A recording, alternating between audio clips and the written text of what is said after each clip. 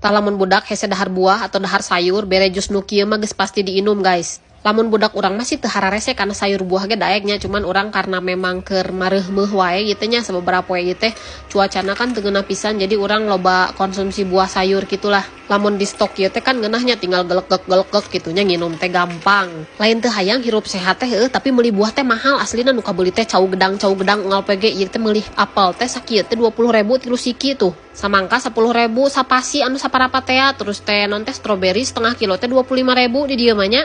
Berarti ngaju sakieu urangnya bisa meuli beas 3 kiloeun guys, tinggal itu 3 kilo beas teh bisa nyanggu 6 kali tuh, bayangkeun nya ieu mah jus sakali ge sargot langsung beak guys. Matak hese rek hidup sehat oge jatuhna deui kana kejo deui da sidik eta nu murah atuh. Unggal poe cau gedang matak capetang jiga urang kieu tuh nya, sok daharan cau gedang geura unggal poe insyaallah capetang. Ai kahayang mah meuli teh rupa-rupa kitu nya kiwi, anggur nu kararituh.